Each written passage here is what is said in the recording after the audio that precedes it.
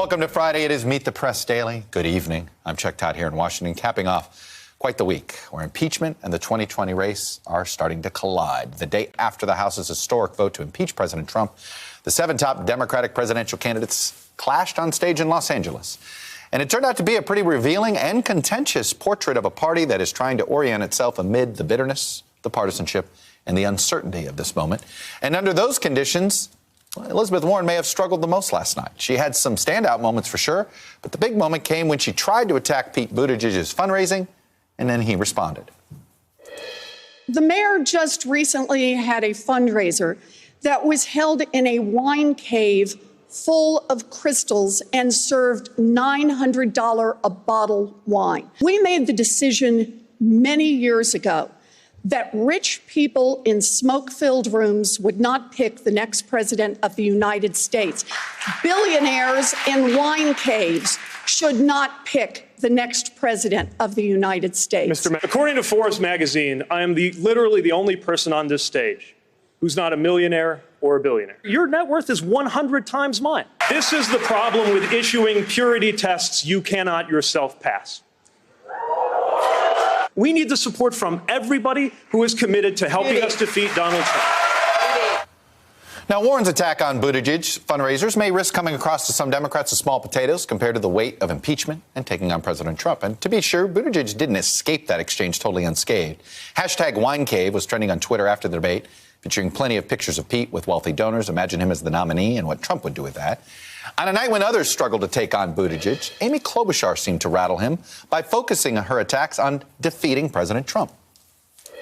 We should have someone heading up this ticket that has actually won and been able to show that they can gather the support that you talk about of moderate Republicans and independents, as well as a fired-up Democratic base. And not just done it once, I have done it 3 times.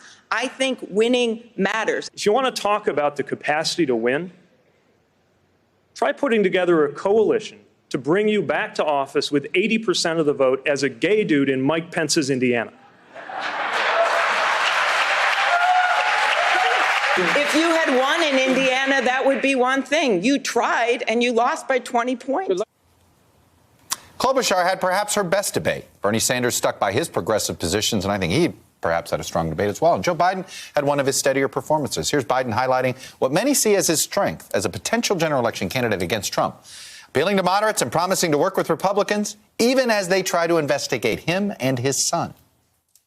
I refuse to accept the notion, as some on this stage do, that we can never get to a place where we have cooperation again. If that's the case, we're dead as a country. We need to be able to reach a consensus. And if anyone has reason to be angry with the Republicans and not want to cooperate, it's me. The way they've attacked me and my son and my family, I have no love.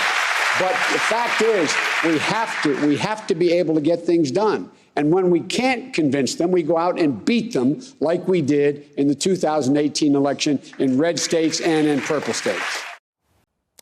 Hello, YouTubers. If you're watching this, it means you've checked out our channel, so thank you. Now do me a favor, subscribe by clicking on that button down there. Click on any of the videos to watch the latest interviews and highlights from MTP Daily and MSNBC. You can get more Meet the Press content every morning in the First Read newsletter. If you're tired of content that you don't know anything about where it came from, you don't have to have that problem with us. NBC News, MSNBC, MTP, and the Meet the Press mindset right here for you on YouTube. Subscribe now.